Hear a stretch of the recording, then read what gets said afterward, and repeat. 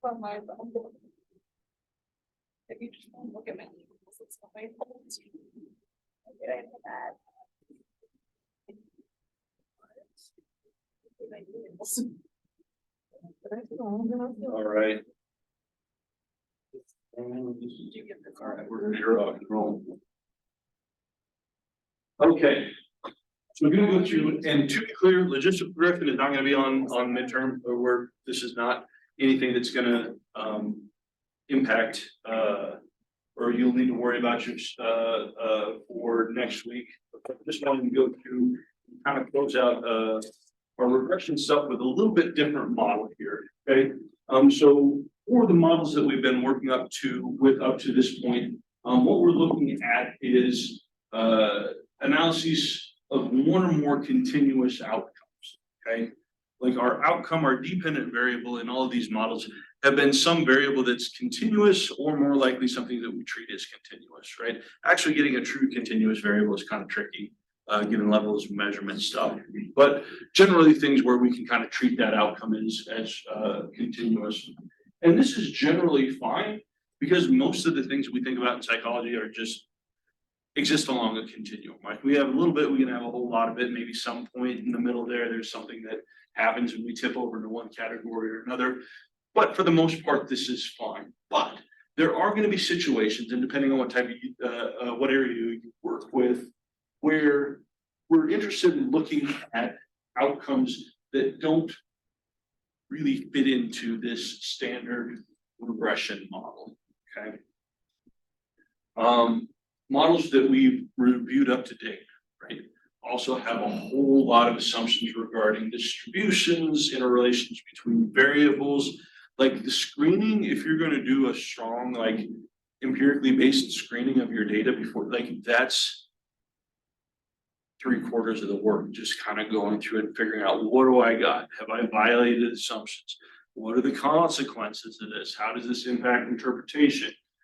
As we start to get more and more elaborate with our designs and our analyses, our assumptions start to get more like, it's basically like a they're cool models, but they're like a French bulldog, right? Like it's a cool thing, but it's super fragile and it only works within a limited like sort of set of parameters. If you put this thing outside of that parameter, it's not going to do well. It's like my cats, right? They work fine in the house, but if you put them outside, they're not going to do well, right? This is what happens. We ignore this and we pretend this isn't the case, but as our models start to get more and more complex, we start to have more and more assumptions that often are not tenable to the types of things that we're wanting to do. And if we're violated all of our assumptions, we start to become very, very concerned about the interpretations and inferences that we're getting. Okay. So could I have some dichotomous outcome and just pretend that it's not and run a regression on it? Sure. But it wouldn't be good in terms of having good interpretations. Okay. So what we have in our toolbox is our logistic regression. Okay. And with our logistic regression, what we're doing is we're looking at the prediction of some discrete outcome based on a linear combination of independent variables. Okay. When I say a discrete outcome, Danielle, what do I mean by a discrete outcome? Like there's an option. Yeah, there's a category, right?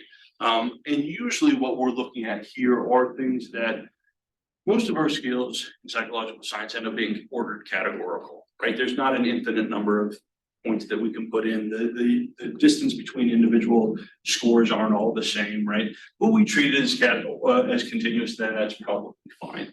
But sometimes we're going to be interested in looking at things that aren't. They're nominal variables. They're true categories, right? And this is where our logistic regression comes in. Logistic regression is much more flexible because we don't have as many assumptions, right? Logistic regression, it's kind of like an old boot. Like it will just take damage and sort of weirdness, and it's fine. It just like will continue to move on without serious concerns about your subsequent interpretations. With the logistic regression, we don't have any assumptions regarding the distribution and level of measurement of our predictors. We can throw grouping variables in there. We can throw weird ass skewed variables in there. Like we don't have to go through and worry about like whether or not my if I've got bad skew or kurtosis and stuff like that, it doesn't care. Okay, no assumption for the linearity between predictors and outcomes.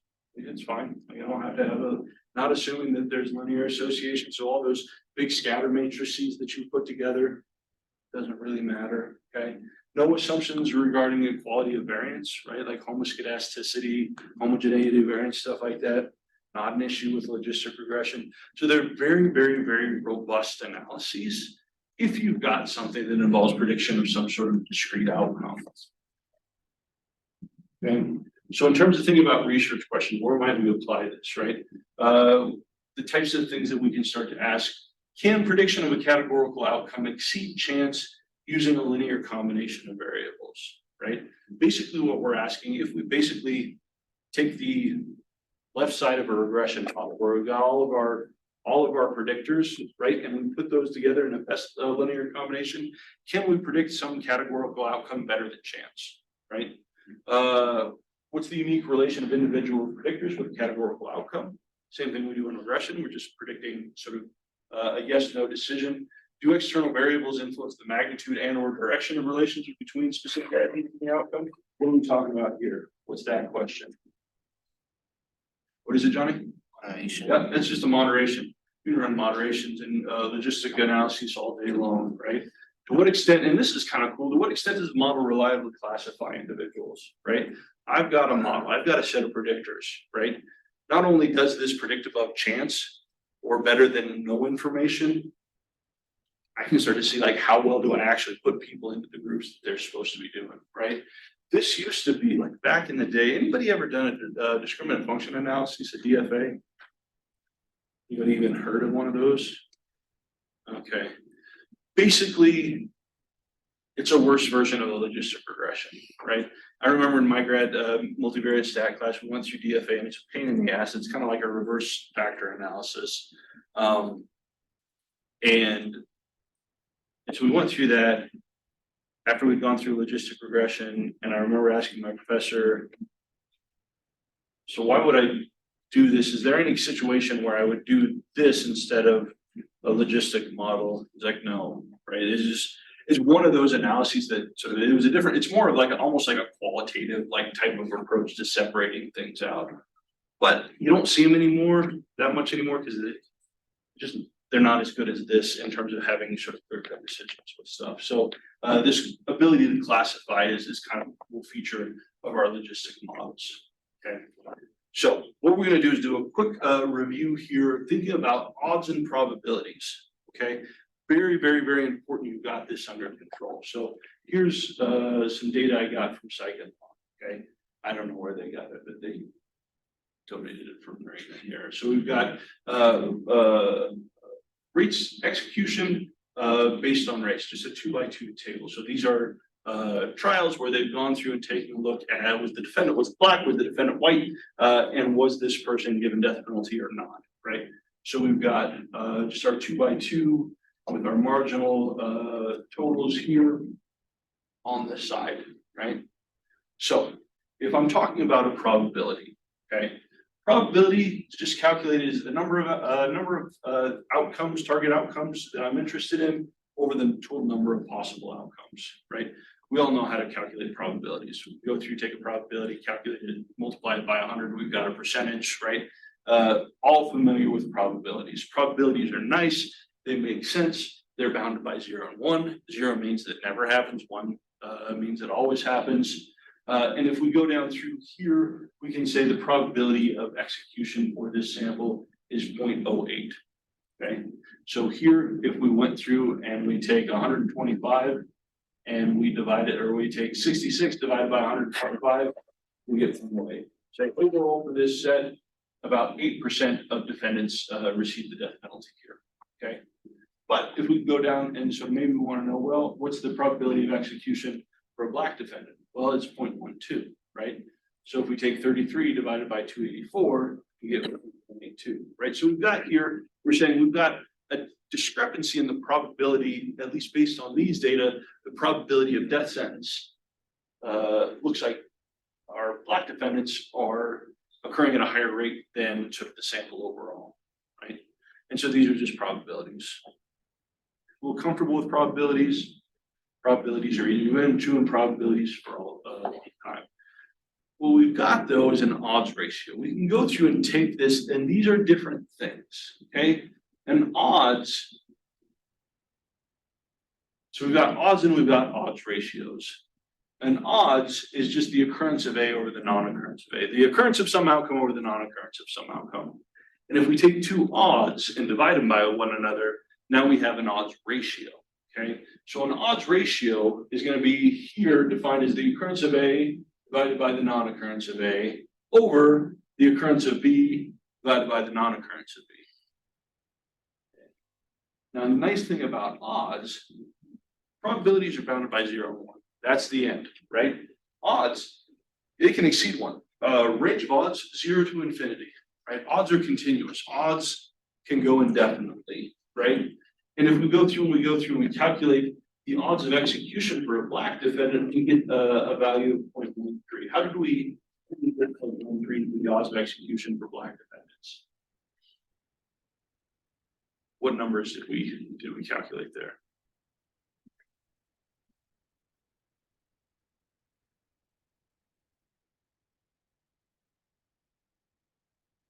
Elsie, you got it? The 33 divided by 251 Yep. divided by 33 divided by 508. Yeah, that's what we got, right? If we're looking at probability, we take the our target outcome divided by total, right? Here with our odds, we take the occurrence and divide that by the non-occurrence for the set. So we get odds of execution for a black defendant 0.13, odds of execution for a white defendant 0.016. And then if we go through and we calculate an odds ratio, we get an odds ratio for the odds of execution of a black defendant relative to a white defendant is 2.02, right? We just took this odds and divided this odds, and now we've got an odds ratio. Odds ratios can be difficult to wrap your head around until you got it, and then it starts to become a nice way to go through and talk about things, right? What we would say here is that if we're interpreting odds, we can say the likelihood of execution among black defendants is 0.13 times that of non-execution, okay? Olivia, what does that mean if I'm saying that it's 0.13 times that of non-execution? Does it mean it's less likely or more likely? What? The likelihood of execution among black defendants, less likely, right? So if we're talking about black defendants, we're saying the likelihood that our black defendant will get a death penalty versus not, it's less likely they're going to get death penalty than not, right? And we can see that here, right? It's just a less likely outcome. What's even odds? What represents even odds? What represents a 50-50? What value? 1, right? And so if we've got a value less than 1, it means we've got an outcome that's less likely than the alternative. If we have an outcome that's greater, or an odds that's greater than 1, it means it's more likely than the alternative, right? But what we can start doing with odds is we can start talking about odds in different ways that start to make it sort of make more sense and be more meaningful. So we could say that the likelihood of execution among black defendants is 0.13 times that of non-execution.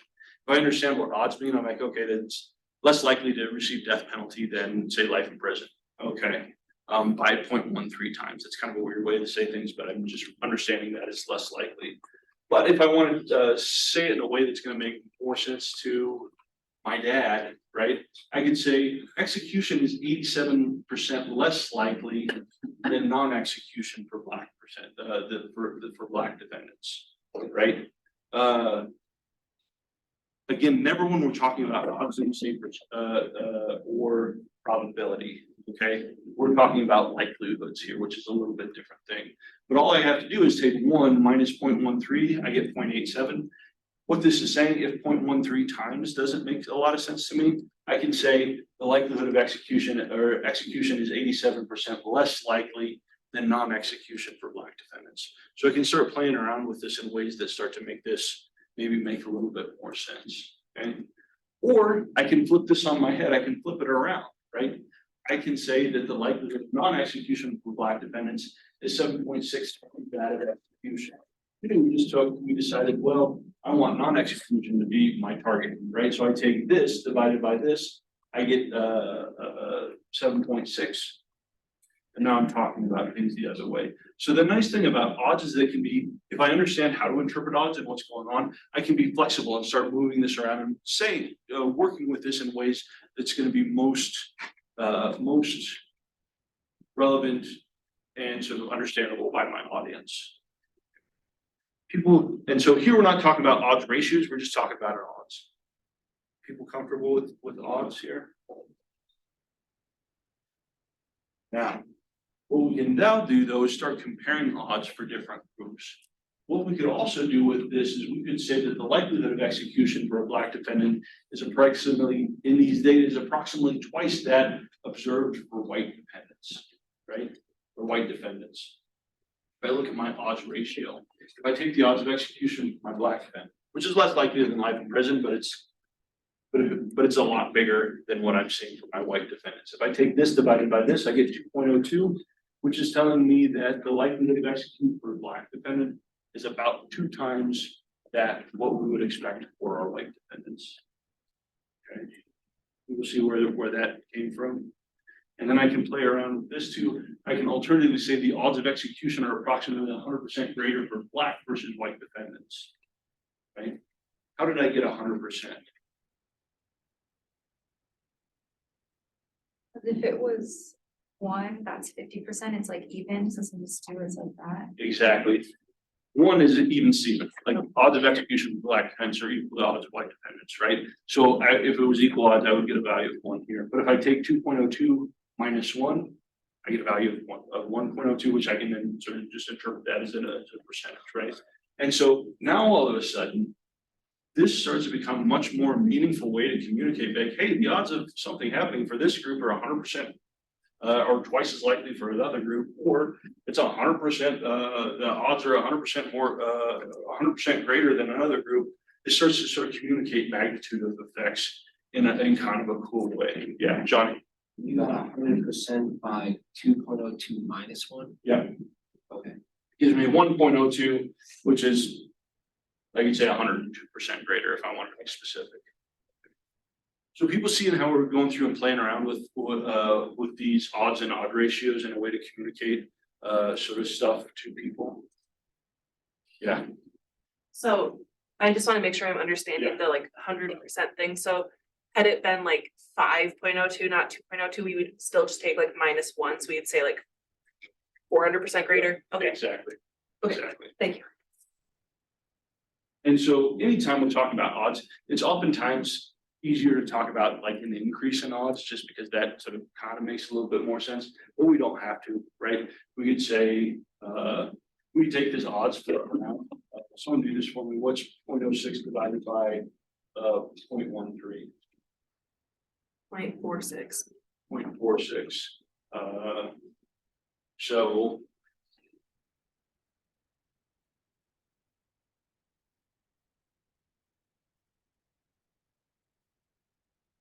So here I could flip this around and we could say that the likelihood of execution for a white defendant is approximately half that of what we see for white defendants, right?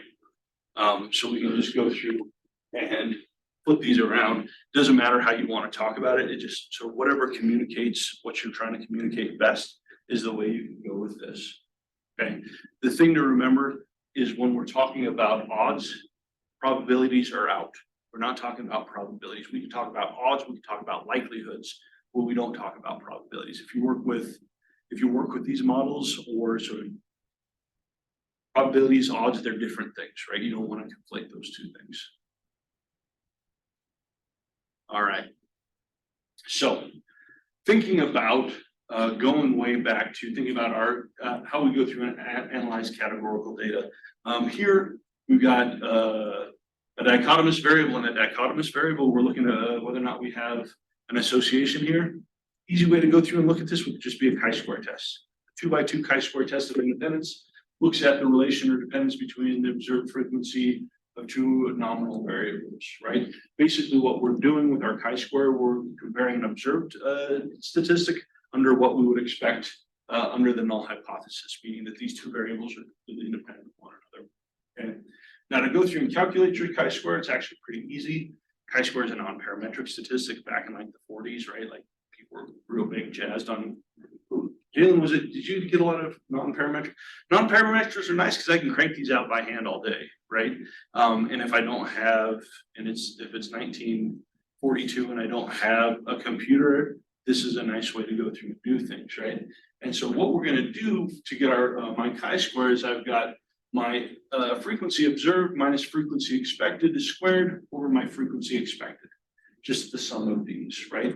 And so my frequency observed is gonna be equal to oh, that's a smudge. I was like, what's FE? Oh, that's frequency expected. Observed frequency, and then my frequency expected is my column total times my row total divided by n. My degrees of freedom are my row minus 1, my column minus 1. Yeah. Have it as FE. What's that? Yeah, it's Oh, okay. frequency expected. Okay. I thought it was, I was just trying to make sure that it was, yeah. Frequency observed is the frequency observed. Frequency expected is what we would expect under the null hypothesis. Okay. So if we go through and we can go through and count this, count my expected frequency here, right? So here is my observed frequency. The number of Black defendants who received the death penalty is 33, right? My expected frequency under the null hypothesis is going to be my column total, 66, times my row total, 284, divided by 825 gives me 22.7. Okay. And the same thing here. So I've got 33 white defendants who received the death penalty. If I go through and I take 66 times 541 divided by 825, I get 43. Same thing here, same thing here. And so what we've got is we've got my observed frequencies, and I've got expected frequencies under the null hypothesis. People see how I got those expected frequencies? All right. And so then to calculate my chi-square, what I'm going to do is I'm just going to take my observed minus my expected frequency, square that over my expected frequency for each one of these cells. Okay. So I've got 33 minus 22.7 squared over 22.7 plus 251 minus 261.3 over 261.3. Same thing here, same thing here. Divide, add those up, and I get my chi-square test here. Okay. So my chi-square for this 2x2 contingencies table is a 7.74. My chi-square with 1 degree of freedom, again, I've got two values in 2 rows minus 1 plus 2 columns minus 1. It's a 1 degree of freedom test. Compare that to that, we're going to reject the null hypotheses, right? Based on these data, we reject the null hypotheses that sentencing and defendant race are independent of one another, saying like, nope, we have pretty good evidence that these two things are related to one another. Can't sort of say any causality, but there's certainly something happening much more frequently in one group than there is to another group based on my test. These aren't independent. People see how we went through and calculated that chi-square? Questions about this? Okay. So, gonna get back into our regression model. Okay. When we're looking at categorical data, right? I've got an outcome like death sentence. We'll just use it. This is all sort of psych and law stuff, so we'll just lean into psych and law stuff today, right? I think we'll get out of trauma and get into sort of nice stuff like death sentencing and things. So keep everybody's spirits up. So for categorical data, oftentimes what we're interested in is looking at the probability of an event based on known predictors, right? How sort of what's given these predictors, what's the probability that this thing happens? Or given a set of predictors, what's the likelihood that some event happens to Johnny specifically, right? Same thing as a regression. With a regression, we're just trying to estimate a value for a continuous outcome. Here, what we're really wanting to do is predict a probability of some outcome here, right? Problem is probability functions aren't linear, right? What we get, remember, because probabilities are bounded by 0 and 1, what we see as a classic probability function is that as my variable increases, my expected value of y, or my probability of y, starts to become smaller and smaller as we start to hit these bounds, right? So what we get is this classic S shape, right? So if we were just looking at a linear relation, we would say, oh, as x increases, y increases, right? We've got a nice linear function. But because our outcome isn't some continuous outcome, it's a probability, right? What we get is this S-shaped function. So in the middle of my predictor range, let's say around the mean, right? As x increases, y increases, my probability increases quite rapidly, right? But as I get closer and closer to my bounds, right? What happens to the growth or the increase in my probability? It slows down, right? So we've got a deceleration here. Again, anybody, people take Calc 1? Okay. I took one day. Then you probably got it, right? Basically, what we're talking about is tangents here, like sort of a deceleration of this curve, right? And what's going on. And so as we get closer and closer to the problem of probabilities, you've got this S shape. As we get closer and closer to a probability of 1 or a probability of 0, we see a deceleration of that function, right? So instead of a nice linear function, we've got this S-curve thing. And this S-curve thing doesn't lend itself well to our standard regression models. Okay. But what we can do is we know that this shape here will often follow what we would call our logistic distribution, okay? And so the probability of my expected value here, right? What I can do is I can go through and transform this. So my expected value of y given x, if I'm talking about probabilities, I can transform this where I've got, and to represent this as a different function, where we've got the the e to the b naught plus bx. It's b naught plus bx. Just think about this as a regression model. This is just a regression equation. This part right here is just your standard, like the stuff that we've been doing, like x1, x2, x, like all the, you're just your regression model. Basically, this function here, if I take e to your predicted value of your regression equation over the top of 1, basically the same thing. I don't know why that. It's the same thing. It's just that the formatting got off. Where we've got, this is our standard linear function. Okay. Now this pi is not a linear function. But what I can do is I can take a linear function and sort of modify that and transform that linear function into something that we get as a logistic function here. Okay. So the thing is I can go through and I can use my standard linear model that we've always known and loved, that we've been working with since the beginning of the semester. I can take that linear model and predict a probability. I just can't predict it directly. But if I take that model and put it into this formula, it'll get something that is a version of this outcome, just not the version that we're seeing here. Okay. So again, the problem here is that when I'm trying to sort of estimate this, is my probability is not linear in my parameters. Okay. What I need to do is I need to go and transform that in order to get it kind of in a straight line so that it fits a linear model. And so what we see when we're running logistic regression, what you'll see, and have people had classes where they've gone through logistic models in the stat class? Okay, link functions, does that make some sense, right? Lots of different link functions. Link function is just the specific way we go through and connect the probability to the linear model. And there are lots of different link functions that are out there that are nice for different types of things. But the one that we use most often or see most often is what we refer to a logit or a log odds. Okay, here is my function for probability, right? This is nonlinear. This is what we're getting here. Okay, but this is not something that's useful for me to estimate directly. But if I go through and I transform this using this log odds link function, what I now get is I can go through and run some algebra here to isolate my standard regression model on one side that now predicts this link function, right? And the link function is the natural log of my probability over 1 minus my probability, okay?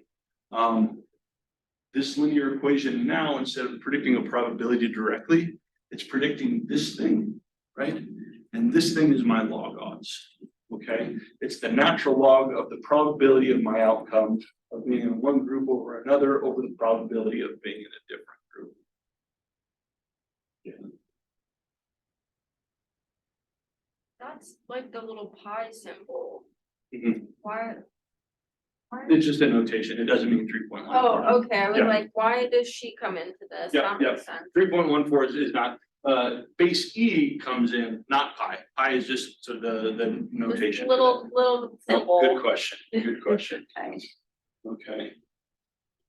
Now, the nice thing is what we have here, is a logit or log odds. Logit log odds is linear in its parameters and can be estimated with a GLM, okay?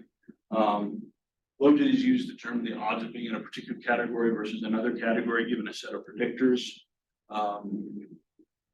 And so, but this is different than in a standard regression. In our standard regression, what we've been doing up to this point, and this is a lot of sort of math and inverse and slopes and tangents and linearity and non-linearity, right? But in plain terms, what it means is in our normal regression, right? If Lindsay, you're running a regression and you have a continuous outcome, you can say, all right, these are my predictors, and I'm going to plug these into my regression, and my regression and give me a regression equation like this. And if I go through and I plug values for all my variables in my regression equation, I'm going to get an expected value for my outcome. And then that is just what it is. I expect this person's value to be 7 based on the variables that I've plugged in there, right? With a logistic regression, we can't do that because the outcome that we're looking at isn't linear. The outcome that we're interested in is a probability. The probabilities are by definition not linear, right? They've got this S-shaped distribution. But what we can do is we can take the probability of that outcome and we can transform it into a log odd, right? And now what I've got is I've got a regression equation that I can go through and I can plug values in for my individual predictors. And what I can get on the back end is a log odds. Now, log odds in and of themselves aren't really directly interpretable for anything. They don't necessarily mean anything. What I can do is I can take that log odds and exponential and sort of start to talk about, use that to turn that log odds into an odds ratio, right? And so with my regression model, what I'm doing is I'm not predicting a probability directly.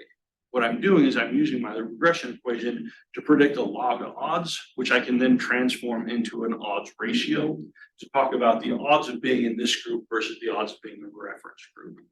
And then if I want to get really slick, I can take that odds ratio and back transform that into an actual probability value for an individual person if I want to, right? So I can, if I want to see, if I want to predict the probability of Johnny being in sort of this group versus another group, I can't do that directly with my linear model. But what I can do, if I have enough people, I can create a model where I'm using that linear model, that linear regression to predict a log odds. And then I can take that log odds and then go through and use that to interpret odds ratios and then sort of do some additional math to find a predictive, an actual probability that Johnny sort of is in one group versus another. But I have to do some math on the back end. Okay, so basically this is why we call this link function. It's the function that connects the probability to my equation, and the most common one we use are this logit. There are other ones, we're not going to talk about it, but so this is kind of what's going on. Yeah, Johnny. I just want to make sure I'm understanding this. So Yeah. back on the actual like graph with the Yeah. arrow, essentially what's going on is like at the coordinate 0 and then 0.5, that's the cutoff between 50% like probability. For where? For 0 and 0.5 probability of event. Why does that mean? This piece of it? No, so. Oh, okay, yeah. This is our probability. Like 0 probability never happens. one perfect probability. And if we think about this in terms of actual mathematics, we never actually hit one and we had never actually hit zero. It's just always asymptotically close. We get close, but never, we get close and approach it, but never actually hit it. Okay, but as we, like, that's the shift between, oh gosh, like.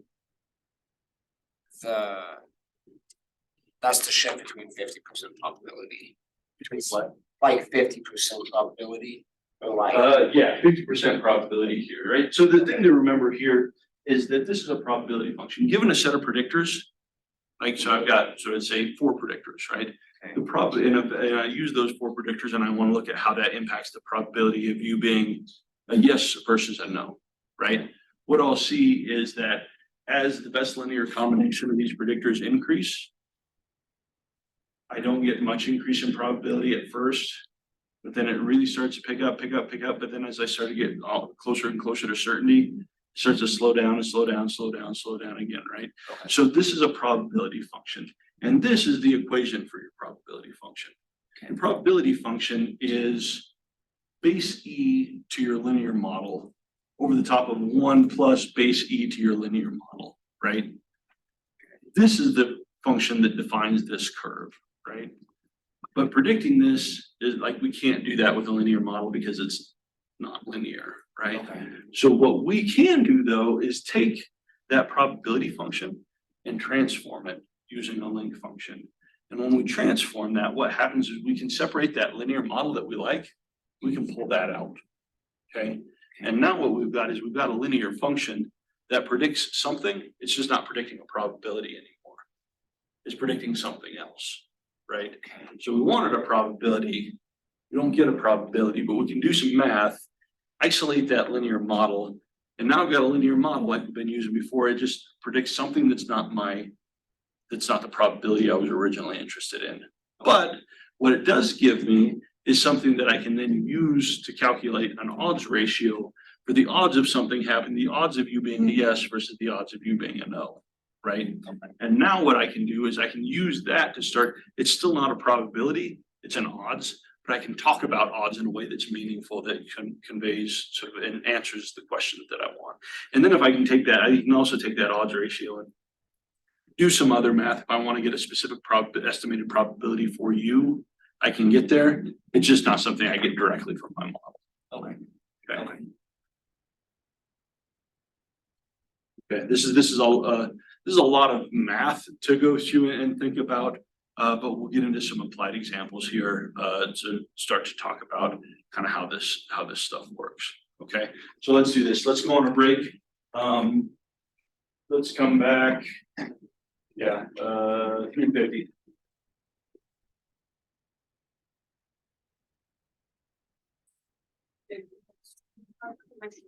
Okay.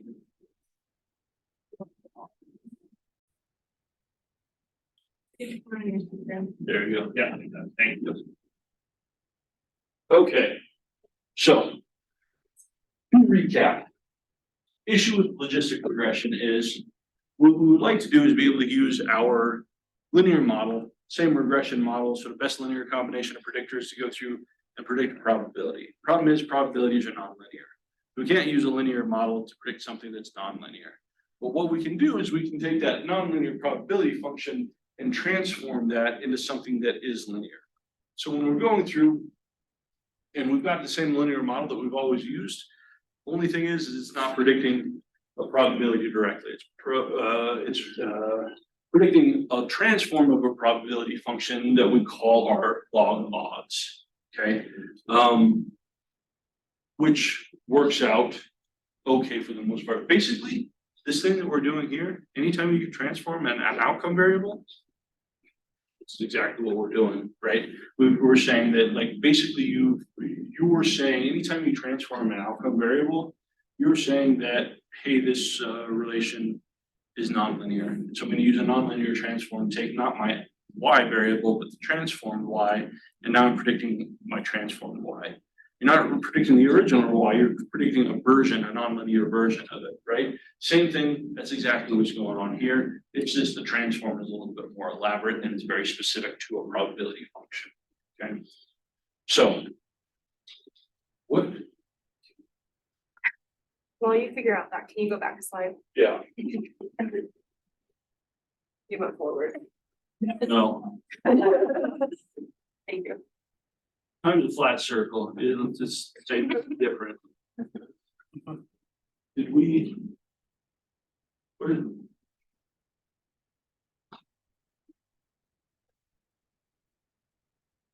I think we're still recording. Right?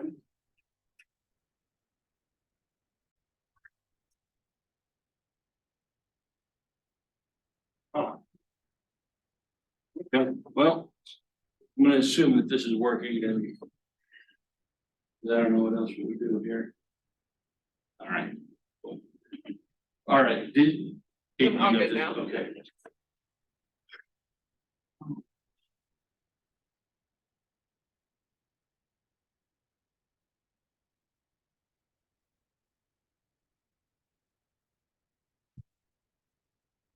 Okay, so how do we go through and estimate this? Basically, what we're gonna do is we're not gonna use, before we're using our OLS, right? Where we're going through and it's just a straight algebraic model where we're going through and sort of goal of our ordinary least squares is to minimize our squared residuals across the whole data set here, right? For logistic regression, we're gonna estimate our coefficients using maximum likelihood estimation, okay? This is a different approach. Maximum likelihood is going to be what we call an iterative procedure that helps to try and find coefficients that are going to be best recreate the data that we've gone through and observed. Okay. For OLS, what we're going through is saying, okay, finding sort of the minimum function of this, the slope that minimizes our residuals and sort of all that stuff and kind of putting it together is just a basic math problem, right? Maximum likelihood estimations. What we're going to do is we're going to actually, in the bowels of the computer's going to start with some preliminary coefficients. These are just going to be some starting values. These are often random, right? Are estimated for all the model, right? And so for all of my coefficients, we're just going to start with some random variables. And then what's going to happen is the computer is going to go through and run that model with those random variables, and it's going to take the predicted values from that random model and compare it with the actual values that we're seeing in the data. And then it's going to say, okay, those models aren't, this model isn't so good. So what it's going to do is it's going to start making adjustments to those coefficients. Well, we'll move this one up, this one down, sort of whatever iteration is going on. And then they go through, okay, here's the new model and run that, right? And they go through, okay, what are the outputs here? Compare it with what we actually observed. Still not good. Program's going to keep doing that iteratively over and over and over and over again. It's going to keep adjusting all of these parameters until eventually it's going to get to a point where we're going to say this model converges. This is a specified. So by tweaking this, does it get sort of the incrementally better? And if, as soon as that incremental improvement falls below some sort of threshold, we'll say that this model has converged now. Okay. And so what we're doing with this is trying to establish parameters that maximize the probability of obtaining the observed scores. So if I take the observed data, or if I take all the values that I have for my predictors and plug those in for my outcome, do I get sort of the outcomes that I'm seeing, right?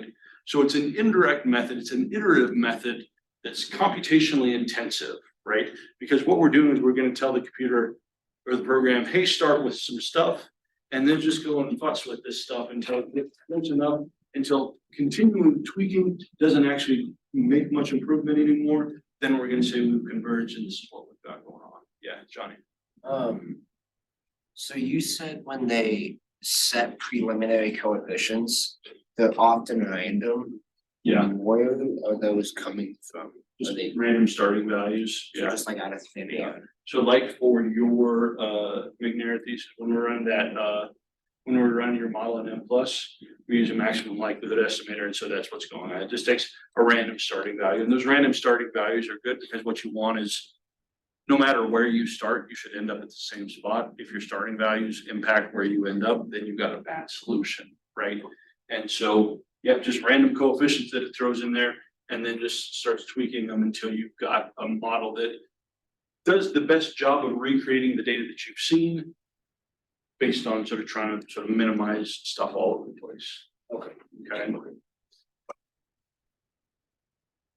Okay, so just to think about maximum likelihood here, right? So let's say we've got this equation, right? X2 plus Y1 equals 9. How many solutions do we have for that?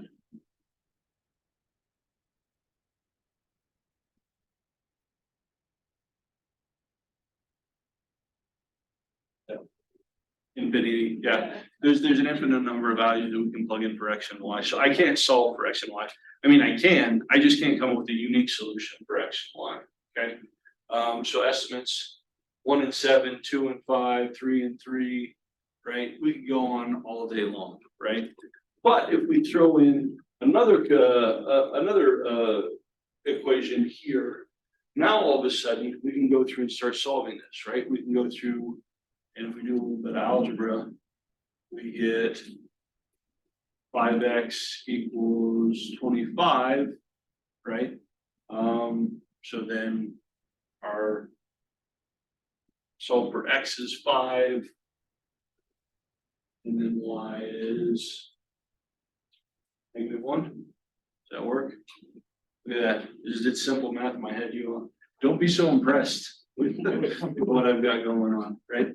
But this is essentially what's going on sort of with maximum likelihood, right? Like, so if we've got just, we're taking, like, it's not, like, I can't solve, there's not a unique solution for this, but as soon as we have other lines and things like that, I've got to have variables that sort of are coefficients that go through and account for all of this. Now, in this situation, we can go through with an algorithm and solve mathematically, algebraically for this stuff. But I could also set up a set of equations where if I added a third one in there, now all of a sudden you can't, there's not a solution that makes all of these equivalent, right? So now what I've got to do is I've got to start tweaking X and Y so that it sort of minimizes the difference and sort of best represents everything here, right?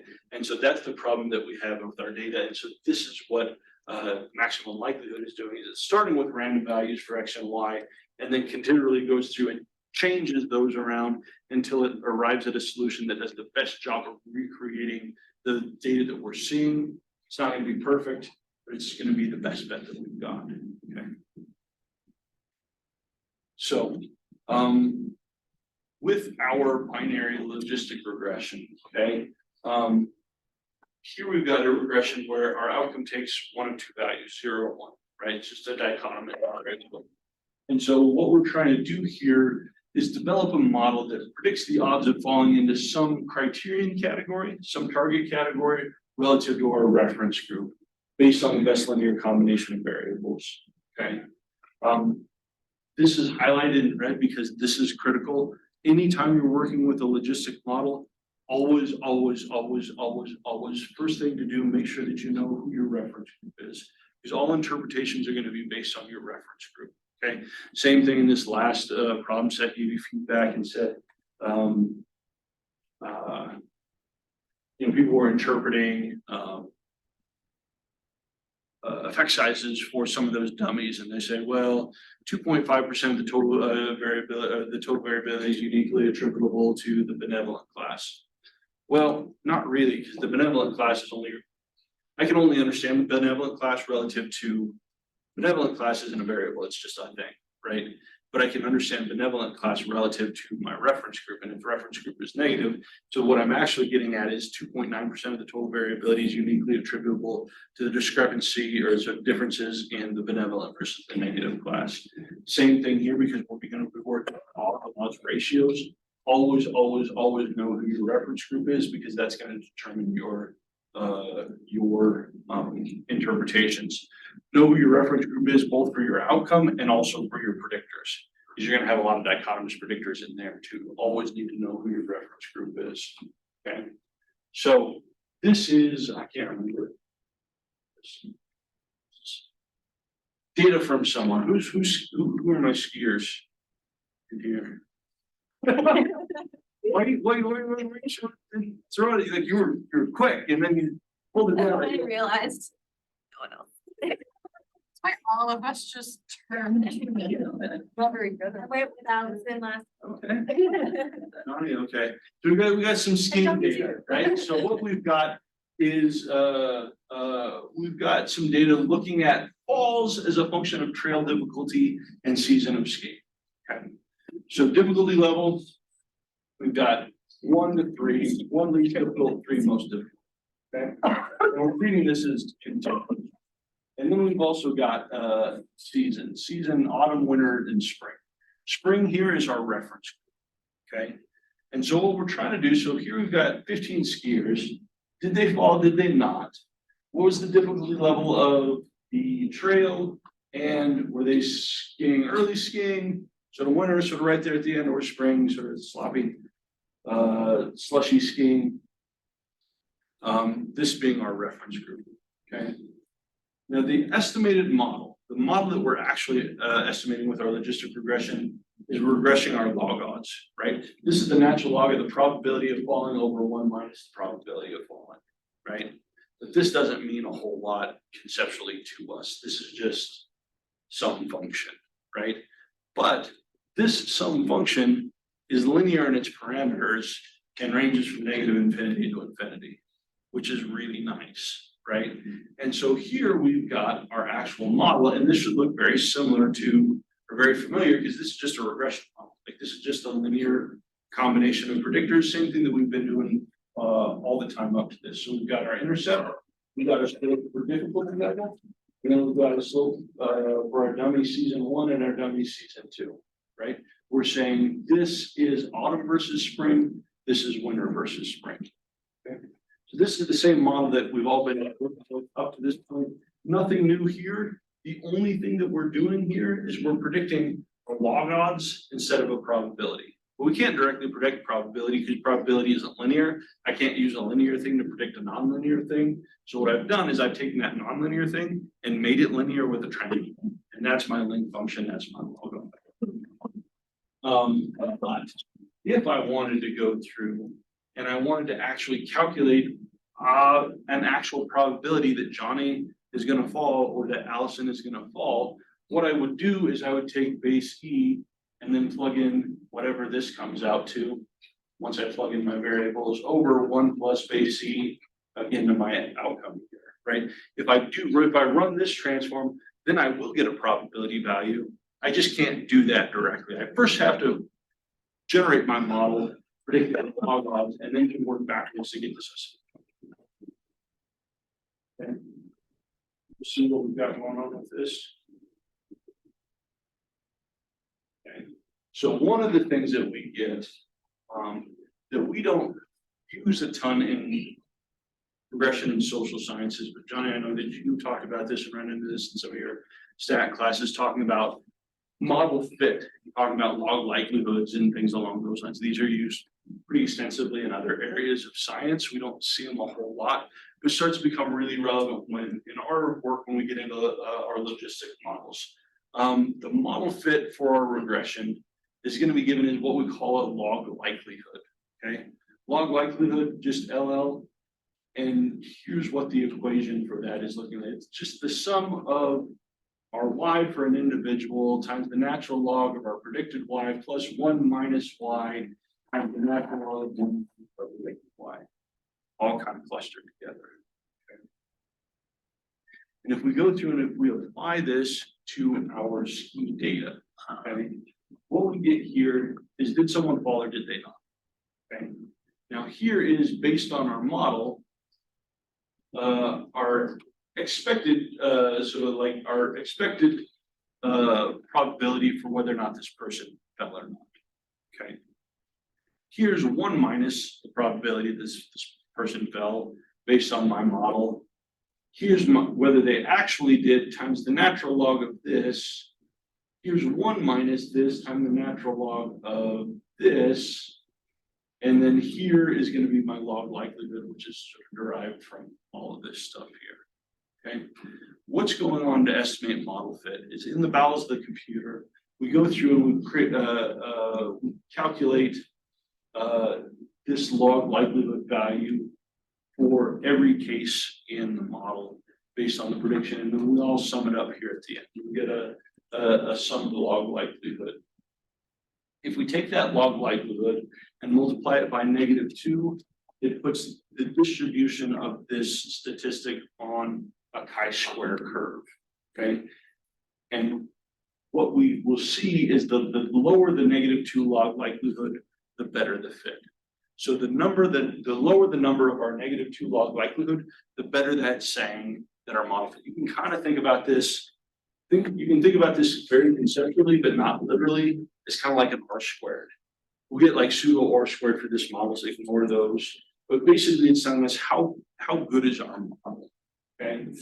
And the nice thing about these -2 log likelihoods is I can start to compare nested models by subtracting and testing against a chi-square distribution. So let's say that I've got a model with 3 variables predicting an outcome, and I take another model that's got 2 of those same predictors and leaves the third one out. What I can do is I can test whether or not that third variable adds anything to the overall model fit by taking the log likelihood for my full model that's got all 3 variables, subtracting it from the log likelihood of the model that has just the 2 variables in it. And basically what it tells me is like, does this additional variable contribute to the overall fit of the model? Does it statistically improve my model? And basically all I need to do is sort of compare that against a chi-square, right? So the difference between those two are going to fall on a chi-square distribution with the degrees of freedom equal to how many parameters difference there are across those two. So if I only have one variable, it's going to be a chi-square with 1 degree of freedom. I've got a if I sort of have 5 models or 5 variables in this model and 3 variables in the nested model, I've got a degree of freedom 2, right? So this is just the difference in the parameters, indicates the degree of freedom on my chi-square. And what I can start doing with these logistic models is comparing the relative quality of the model using these statistical procedures.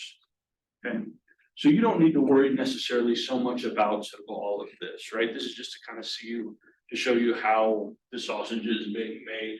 But essentially what we're looking at with these logistic models, you're going to get a log likelihood value. Take that log likelihood value, multiply it by -2, gets rid of the negative, puts it on a chi-square. And the lower the log likelihood, the better the model fits. And then we can start using that to compare.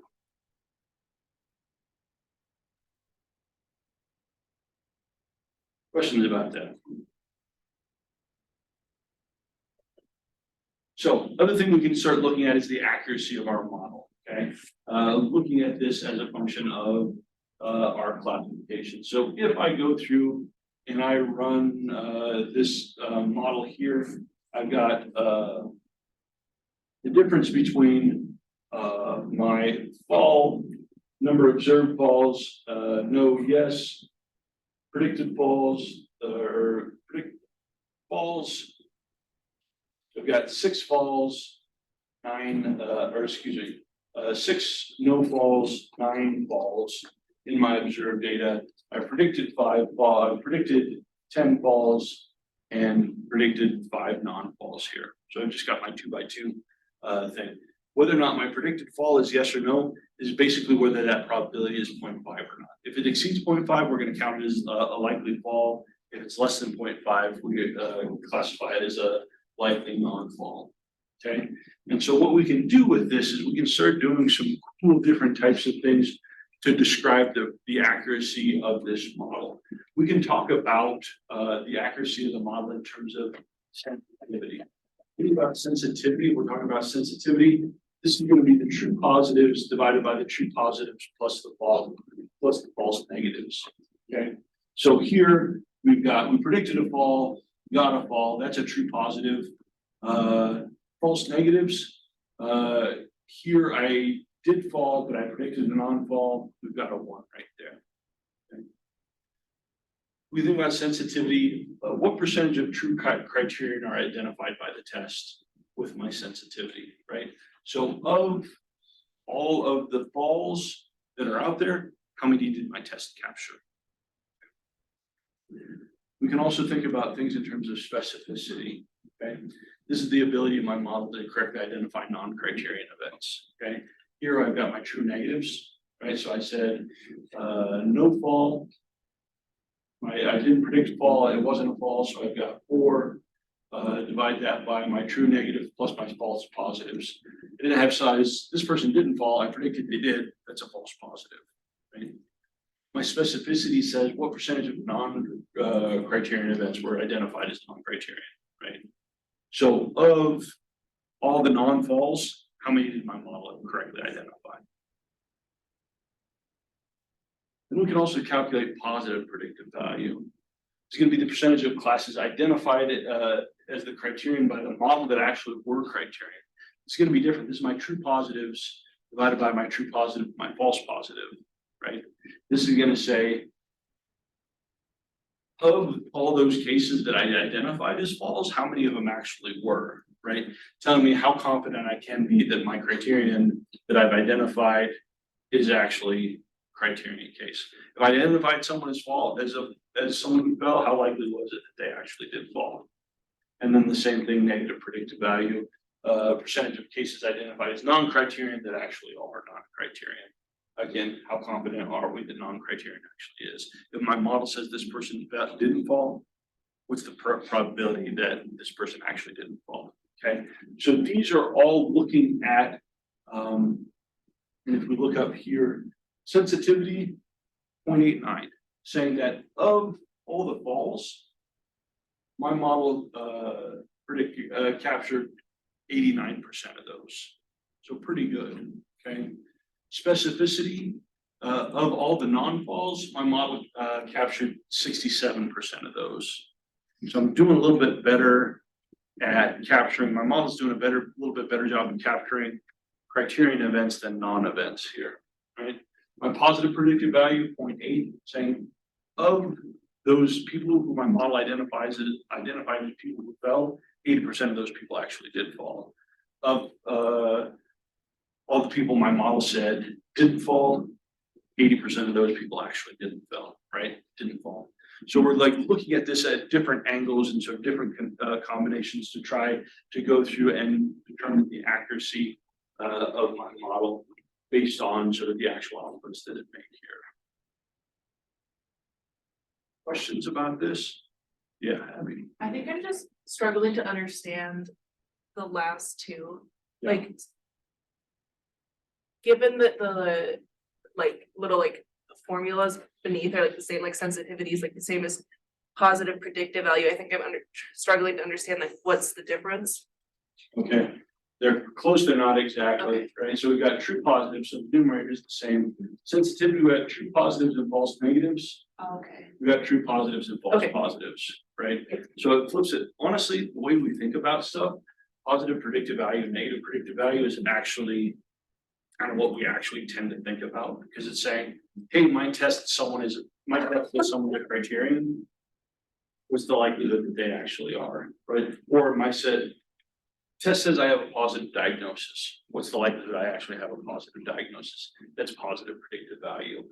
Sensitivity is of the people who have positive diagnoses, how many did we catch, right? And so what you can start to see is if I want to make sure that I really identify positive diagnoses, then I'm just really loose on my criterion for making a positive diagnosis, right? And I just say, yeah, almost everybody has a positive diagnosis. My sensitivity is going to be great, right? Because I captured everybody. But my positive predictive value is probably going to be garbage because I included a bunch. I said a bunch of people were positive when a bunch of those people weren't. And so now my positive predictive value is going to be quite poor. My sensitivity is fantastic. My positive predictive value is so good. Yeah. And so then in that case, would your specificity be poor as well? Depends. They're not necessarily, these are largely influenced by base rates, but not necessarily sort of dependent on one another, right? So yeah, it's a combination of base rates and kind of what's happening, right? Okay. So if I did that, yeah, if I just said that everybody was, if I just said everybody was a positive diagnosis, yeah, on specificity would then be bad Okay. there. but it's usually not quite on that extreme. Okay. Okay. But a nice way to go through and take a look at this from multiple angles to determine like, how good is my model? And sort of, is it doing exactly what I would want to do? So think about like for psych and law folks, right? If you wanted to say, hey, you're shopping around a jury form that's predicting whether or not people are gonna vote guilty or not guilty or something like that, right? If it had just always said that we're gonna vote guilty, you have insensitivity. So anybody who voted guilty, you would capture, right? But some of this other stuff is not gonna be good. So you might be looking at some of this other stuff and be like, oh, wait, this isn't so good because so you can kind of think about this as the accuracy of your test, like based on my test result, like what actually is going on. This being of everybody out there, how many did I capture? And depending on the application, you can weight these very differently in terms of what you're trying to do, right? If I'm wanting to say test for COVID, right? And I really want to say this, let's say previous SARS in Canada where like it was just straight up killing like everybody who came in, right? Like I wanted to be sensitive, right? Like if there's any possibility that you were positive, I don't care about false positives. I need to capture this, right? So I'm more worried about sensitivity than specificity, right? But if I have, say something like a test for cancer is good, right? That's another good one to sort of go through and sort of make sure that I capture, but also sort of thinking about weighing out sort of what's the intervention, right? If it's something that's very, very invasive and sort of disruptive and stigmatizing and things like that, maybe I just don't want to identify as everybody as, yeah, you've got it, and now all of a sudden sort of people are going through, right? Or what are the consequences if I mess this up and I miss something, you know? And so thinking about weighting these things differently and thinking about the question and implications, okay? So a cool thing that you can do with these models to start working through some interesting stuff.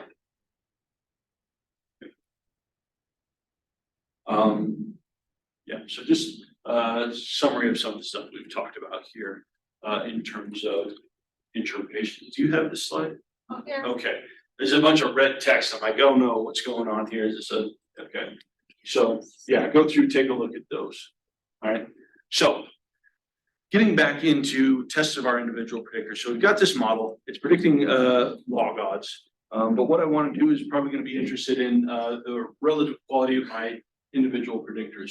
Tricky thing with logistic regression, when we're using regular regression, right, our test of our p-value that we attach to our predictors is it's just what it is, right? Here's the standard error. Here's our t-test for these individual predictors. When we get into our logistic regression, we've actually got a number of different tests for our predictors, okay? First one is going to be our Wald statistic. Our Wald statistic is just going to be the square of our coefficient over the square of our standard error. It's distributed as a chi-square with 1 degree of freedom, okay? Problem is the calculation of the Wald standard error is inefficient, and the distribution is precise.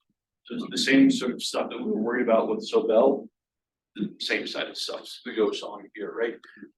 The distribution of this doesn't actually map onto the sampling distribution of your coefficient, and it's inefficient. As your sample size gets bigger, your Wald standard error doesn't get better. It just kind of stays the same, right? And so we've got some problems with this. And when we go through and take a look at simulation research, Wald association is associated with type 2 error. So again, very similar to what we were talking about before with Sobel. Like it's an approximation, it does okay, but it's not super precise. And it tends to result in too high of type 2 errors. And so the statistic that I get is difficult to interpret if we're right there on the fundamental p-value. If we're right in that box like 0.46 or 0.53, it's hard to know kind of what's going on with this, okay? Now this is the statistic that you'll get. It's just not a great statistic, okay? The thing that is very precise is looking at your log likelihood difference, okay? Log likelihood difference is calculated as the difference in the -2 log likelihood for the model with and without the predictor, okay? So basically what you're doing, if you're doing this, is you run a model without the variable, then you run a model with the variable, and then you take the model with the -2 log likelihood of the model with the variable, subtract it from the -2 log likelihood with, without the variable, talking about this as a nested model, talking about the model with the mole with all of the predictors on, talk about that as the full model. The one that leaves it out is the restricted model. Look at the difference between those two, and you test it against a chi-square with 1 degree of freedom to determine whether or not that variable contributes to the overall model. If it does, it's good. If it doesn't, then we would say that it looks like this variable does not contribute to the prediction of my outcome. Okay, and this difference in -2 log likelihood is going to be the preferred method for evaluating your outcomes. Okay, now if you've got like p less than 0.001 to e to the -50, it's like this doesn't make a difference, right?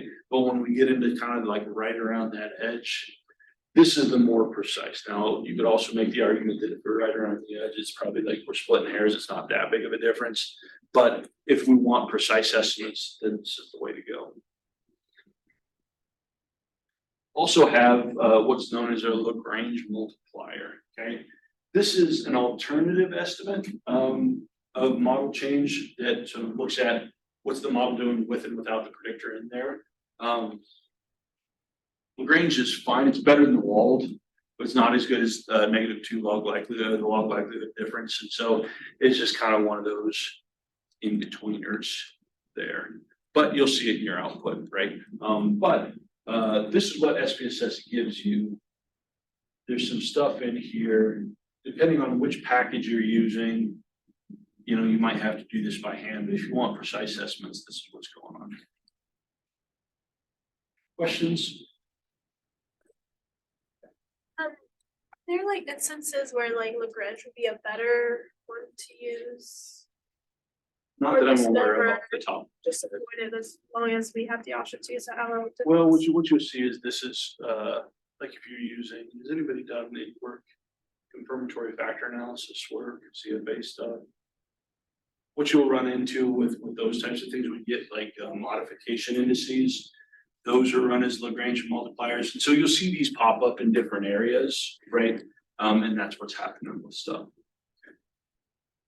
We're doing CFAs for. Okay, right. So your fit indices and some things there, those are worked on a Lagrange multiplier, right? So it's kind of this is a new thing because like t-tests have been t-tests and ANOVs have been ANOVs and Fs are Fs and things along those lines. When we get into this because we've got a different type of estimator, we'll work with this log likelihood, or excuse me, the maximum likelihood. There are different ways of going through and testing things. They should be hopefully you should not be getting wildly different results based on how you're testing it.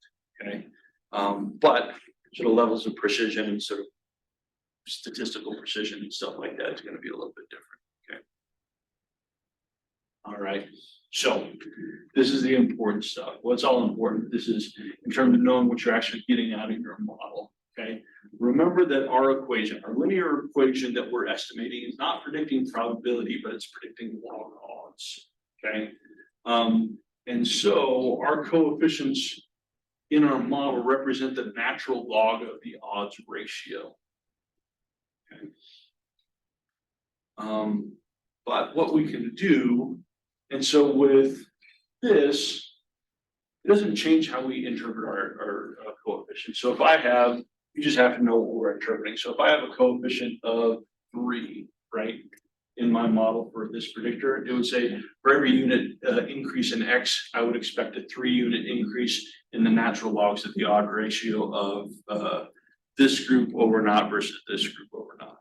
So it's kind of a mouthful, right? But the basic interpretation is still stays true. It's still the same, right? Well, what we can do is make this a little cleaner and make this mean something by exponentiating our coefficients, okay? So in our skiing example, our coefficient for our difficulty level was 1.01. Okay, so as we go from, this would say, interpreted as straightforwardly, I would say that per unit increase in trail difficulty, the natural log of the odds ratio of falling versus not falling increased by 1.01. Okay. Problem is the natural log of the odds of falling versus not falling isn't all that really interesting or meaningful. And so, but what I can do is I can take this value, I can take base E to this value, and now it gives me a value of 2.75. This now takes it from an not a log odds to an actual odds ratio, saying that the odds, holding everything else constant at 0, the odds of falling versus not falling are multiplied by 2.75 for every unit increase in slope difficulty. Okay. So now all of a sudden, what I can do is sort of fall back through on our odds interpretation, right? So as I go from difficulty level of 1 to 2, I would say that I have that the odds of falling are 2.75 times more likely than not falling, or the odds of falling increase by 175%, right? As we're going through and doing this. The thing to remember here is that when we're working with coefficients in logistic models, in our standard regression, these coefficients are additive, right? So Johnny, if I say that I've got a coefficient of 1 that says for every unit increase in X, I get a expected unit increase in Y, right? But if I say let's say this is 2, okay? So I've got every 2 unit increase, or excuse me, this is 2. So I say for every unit increase in X, I get I expect a 2 unit increase in Y, right? And if I say, what about a 5 unit increase? Well, if I have a 5 unit increase in X, then I would expect a 10 unit increase in Y, right? When we're working with our logistic models, these are multiplicative, right? So we get a power function going on. If I go from a 2 unit increase to a 5 unit increase, or excuse me, a 1 unit increase to a 5 unit increase, now instead of going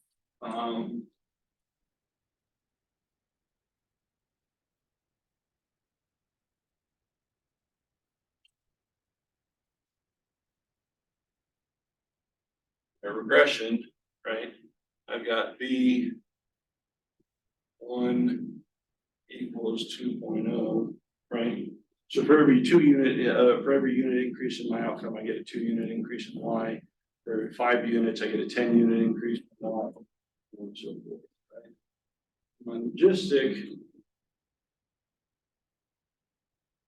1 equals 2. Now all of a sudden, and so every 1 unit increase, I get a 2-time increase in my odds. 5 unit increase, that's 2 to the 5th. Okay, so things start jumping up very, very quickly when we're talking about our logistic models. Okay, and so this starts to become important when we're thinking about very fine-grained predictors that have some small units in between. A 1 unit increase might not seem like a lot. If I go like a 10 unit increase, I'm like increasing that effect by a magnitude of 10. It jumps up very, very quickly. Okay, so if I've got odds ratios that are less than 1, right? This is indicating an increase in likelihood of an occurrence of an event versus a non-occurrence of an event. So for odds ratios 1.5, likelihood of this event 1.5 times that of the non-event, given a unit increase in the predictor. We could also say the odds are decreased, or the odds are increased by 50%, right? We just took that and subtracted 1, right? But if I go through a 5 unit increase, this is resulting in a 659%. How did I get that? Yeah. Put 1.5 to the 5th, and then you subtract 1 and then multiply by 100. That's so see, we're sort of going through and so like a 5 back, oh, that's You know, so what's your?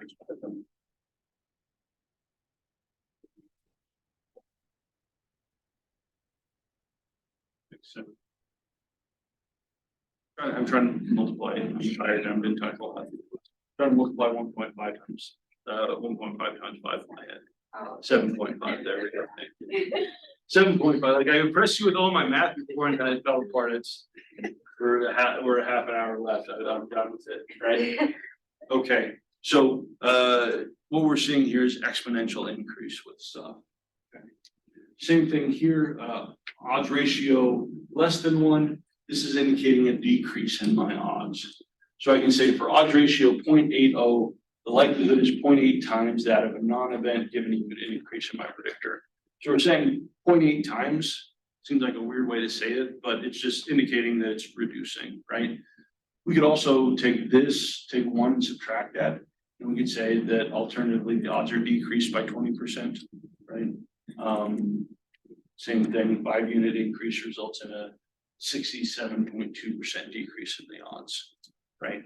So again, we're sort of tracking that curve on here. I've got a handout that I'll send out to you because this piece of thing is really tricky.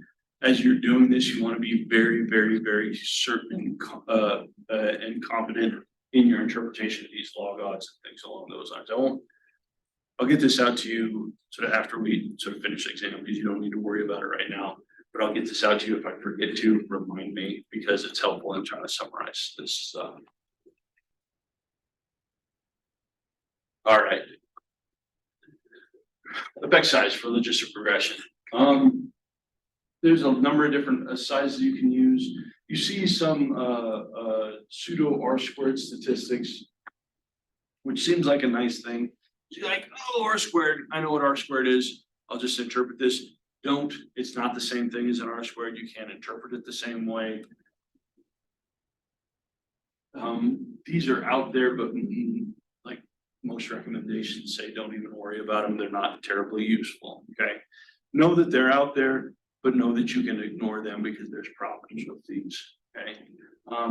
Now, what you can do, like if you want to talk about sort of how good your model is, think about predictive value and things along those lines of practical indicators.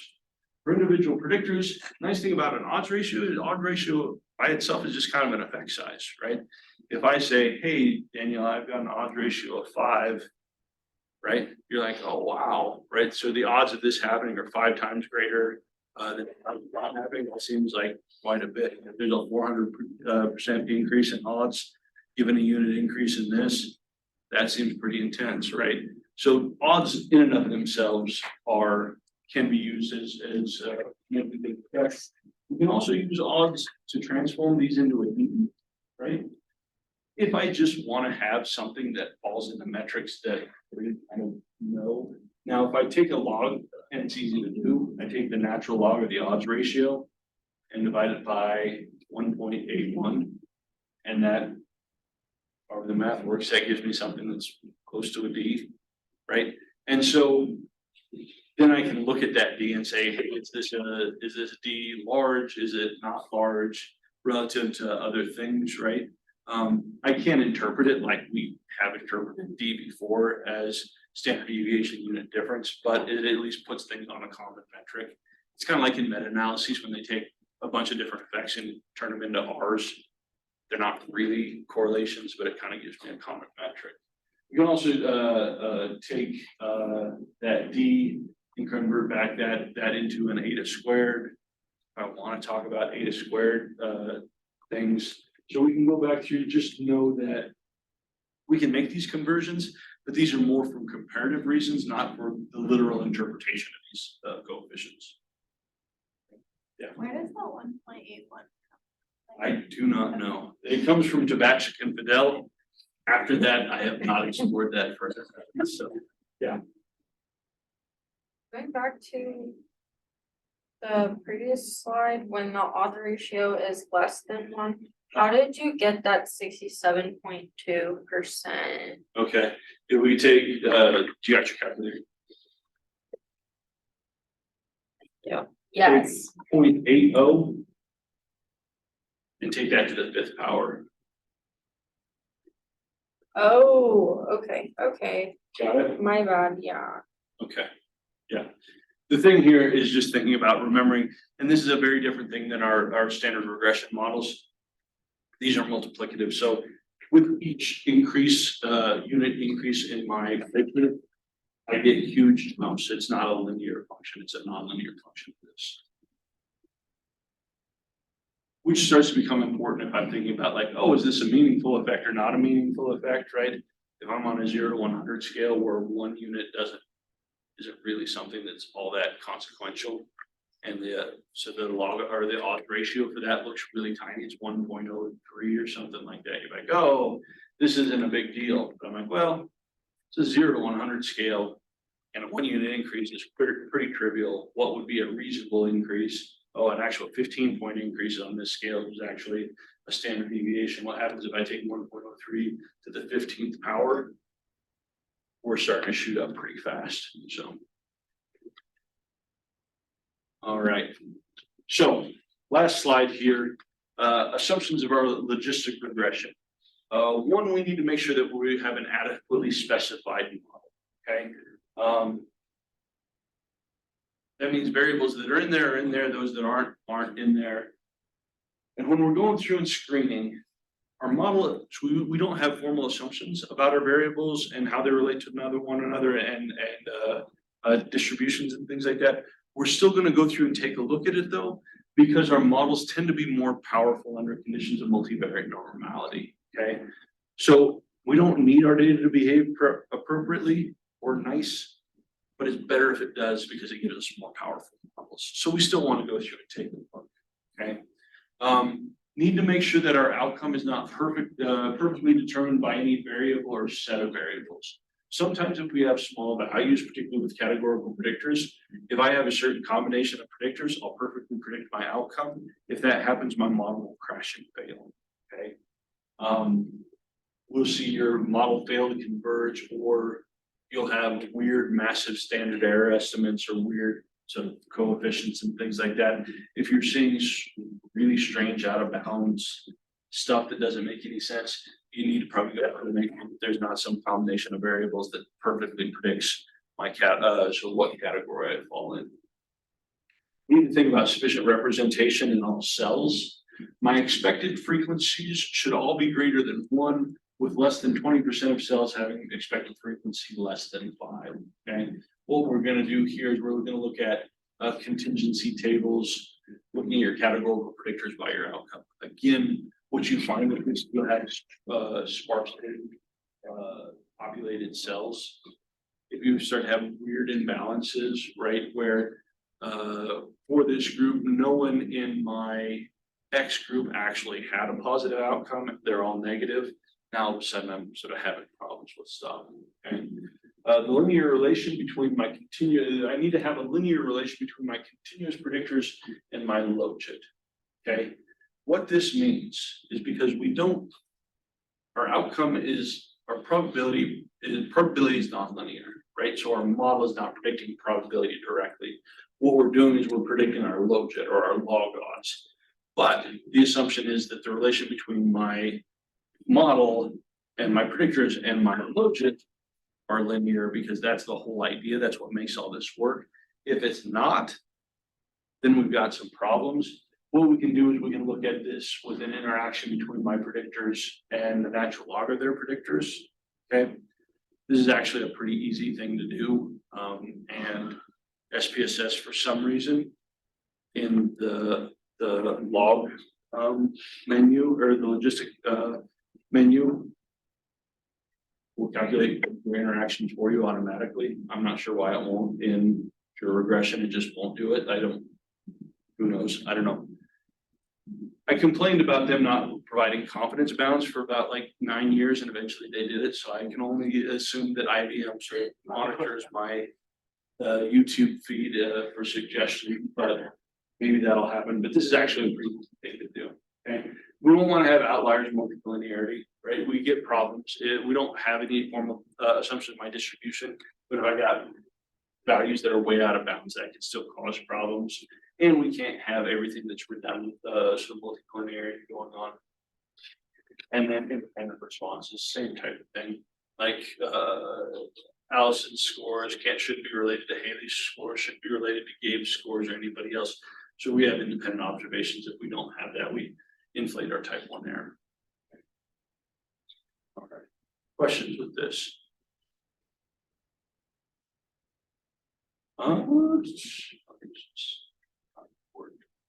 Okay, cool. Let's finish up by starting out and taking a quick look at some data and running through a screen on this. So open up your logistic example, your binary logistic data set here. And what we'll do is we'll work with our screening output here. And actually, we'll fast forward through this a little bit quickly because a lot of this stuff is stuff you've already done and we don't need to sort of keep running through it over and over. But what we've got here, again, this is psych and log data, so I don't know, maybe you can help me understand exactly what's happening. But our outcome here is some sentencing variable, right? So registering whether or not someone will receive a life sentence or a death sentence. So these are homicide cases, apparently. Okay. And now our predictors here are number of victim impact statements introduced by the prosecution. So how many, someone fill everybody in on what a victim impact statement is. Okay, so basically during like a sentencing, you as a victim can write a statement about how the crime has impacted you, and then you read it in front of everyone. Or someone else. Homicide cases, it's typically a family member because the victim is not present. So our predictor is how many of these were introduced in, I presume, the sentencing phase of things, or maybe not, I don't know, at some point. At a certain time it happens. Okay, so these are just the number of victim impact statements. Then we've got a depravity rating, how depraved the homicide was. I'm not sure what the standard scale for depravity is, but we operationalize that, but we've got a 0 to 100 scale for this. And then a categorical variable indicating the mode of delivery for victim impact statement. 0, none, 1 private, 2 is a question and answer, and 3 is an open. I'm not sure what this means, but just different ways of in which the victim impact statement is delivered. But this is a true nominal variable, right? It's 1, 2, 3, or 0, 1, 2, 3, but there's not sort of like a linear progression with this stuff, right? So we've got a dichotomous outcome, 2 continuous predictors, and then we've got a categorical predictor with 4 levels to it, right? This is no problem in a logistic regression. This works out perfectly. Okay, so what we're going to do here, and this is all stuff that you've done before and do all day long, so we don't need to sort of step through SPSS. But first thing we're going to do is going to go through and take a look at our continued distribution of our continuous variables. We've got number of victim impact statements. What do we got going on here? Negatively skewed. We got a skewed, so from 0, most people 0, but then things go out, and then we've got a value at 14, right? I'm not sure what was going on, that was intense, but we've got a very clear value that's way out of bounds, right? So already, I'm not worried about the skew because I don't have distributional assumptions in my predictors with the logistic model, but I am concerned about that skew variable, or that one case, because that's way outside. We're going to have to think about what we're going to do with that. And if we look at our box plot here, we're seeing that this person is way out of bounds. They're way high up here. Everything else is just kind of demonstrating some skew. If we look at our depravity score, again, things aren't looking too bad, right? I guess, oh no, they are. We've got a skew of 3.56. our kurtosis of 19.5. Same thing with our victim impact statements, a skew of 2.6, kurtosis of 12. Like this would be bad news bears, right? If we were running an actual regression model. With these data, with a logistic model, it doesn't matter so much because we don't have these assumptions. But if we go down through, we take a look at our distribution here, we do have some stuff falling out in the tails, right? If we look at our box plot, we do have some cases that are standing way far out of there, right? And so these are things that we probably need to do something with. We probably just shouldn't ignore it because we don't want to have extreme values, right? So if I go through, I create my Z-scores, I look at the min max. Yeah, I've got some problems. I've got, for my impact statements, I've got something that's over 6 standard deviations. My depravity score, I've got something that's close to 7 standard deviations from the mean. These are things that we very clearly need to address and take care of with things. Okay, people with me to this point? Yeah, okay. So we go down through, and what I'm gonna do is I'm gonna, I don't wanna go through and log transform these, because it's not the whole distribution that's problematic, it's just a handful of cases. So what I'm gonna do is I'm gonna smooth these. What I'm gonna do is I'm gonna smooth the number of VIS into a recorded variable. And I'm gonna take that value for D82 Corley. Right? It's got a value of 14. And I'm gonna change that value to 7. So if I go through and I take a look, number of VIS and I sort this.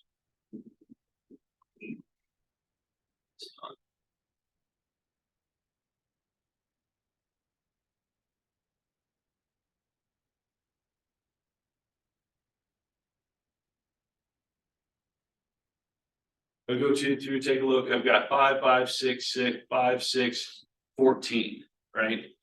So we got some like going out, right? What I'm gonna do is I'm gonna create a new variable so that I retain my original variable.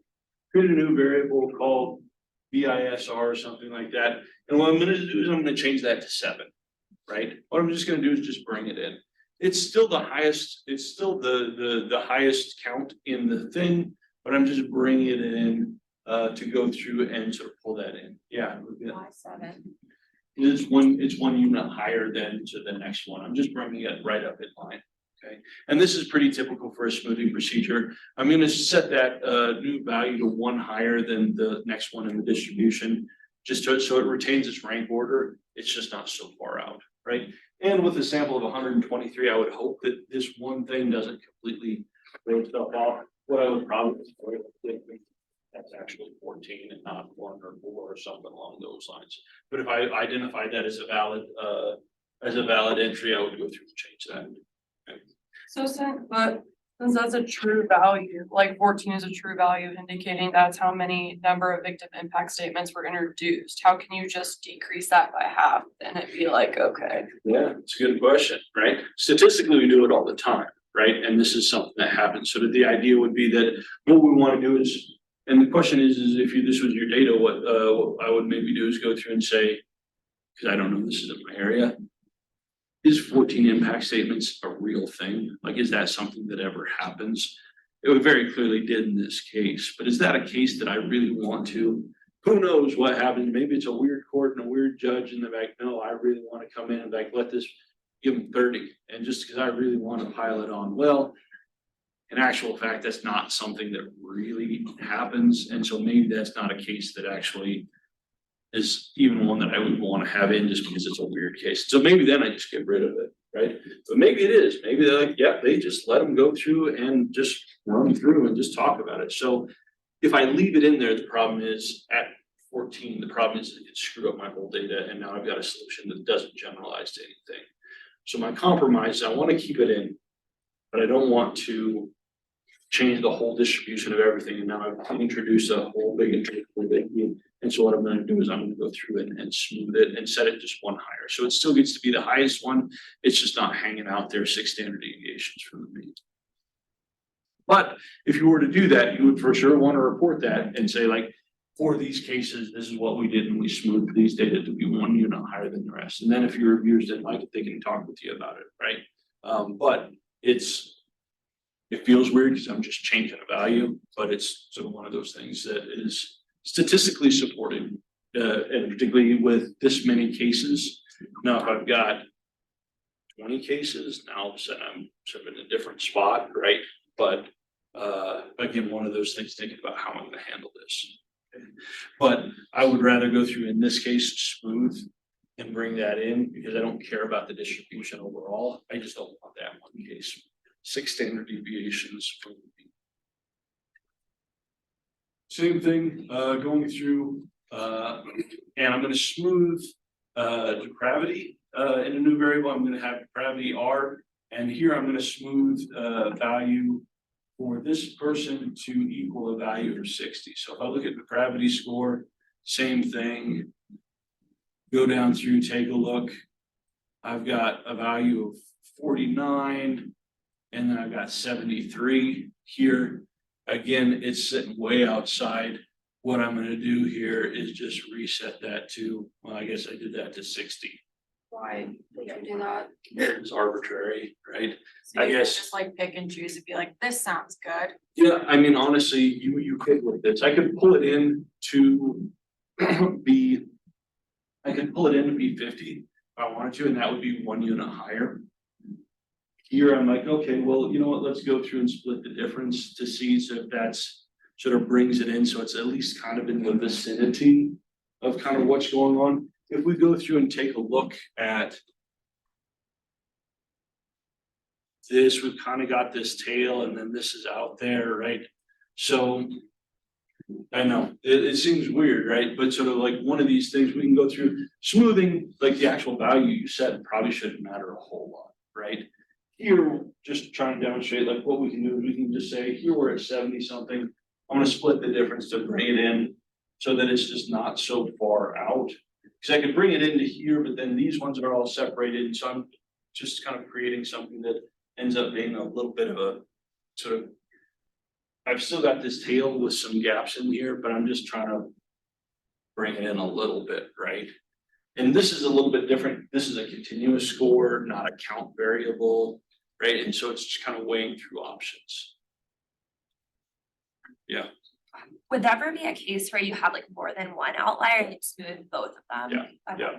You could, if I wanted to, I could say, what I'm gonna do is I'm gonna smooth all of these, right? And I'm sort of gonna bring these in. The other consideration here is thinking about, if this was a, so Lindsay, if I was running just a regular regression, I might do that if I didn't wanna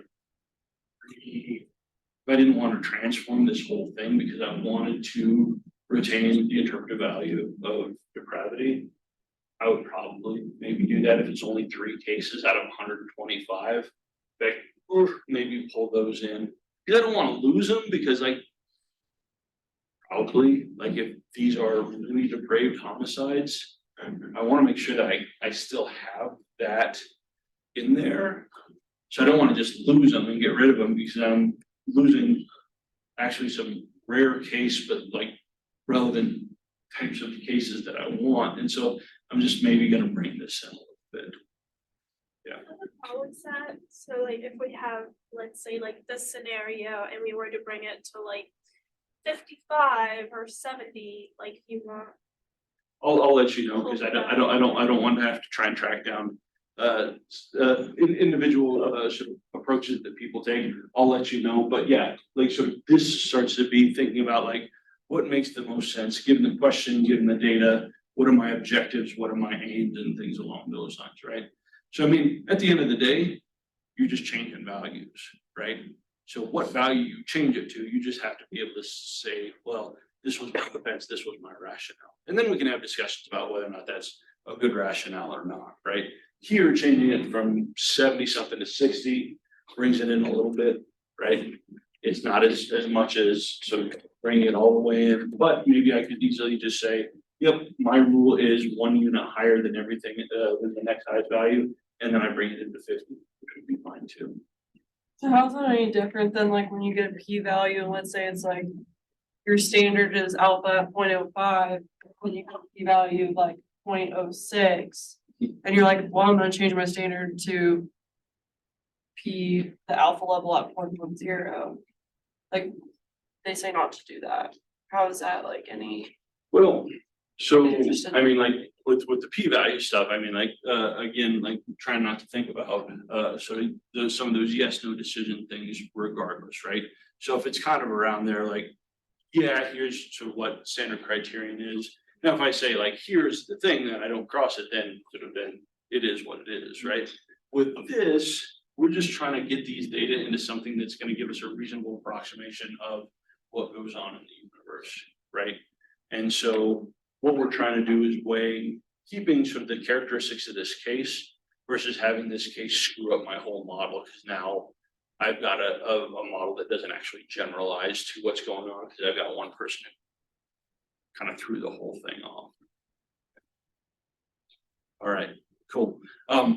You can keep asking questions if you want. We're right at time. I don't want to keep you beyond. What we'll do is we'll pick back up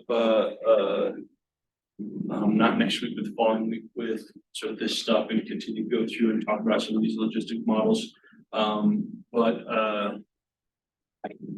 Go through, finalize, this next set, get it to Matt by Friday at noon. Standard rules apply. We'll go through, try and get this turned around back to you as quickly as possible so that you have it all in hand. But again, you're doing really nice work with this. Interpretations are coming along, getting really nuanced. Just go through, making sure to take a look at feedback. And if you have any questions about stuff that's going on, go ahead and let me know. Okay, awesome. When should we expect, if we didn't get our problem set today, we're going to tomorrow? Okay.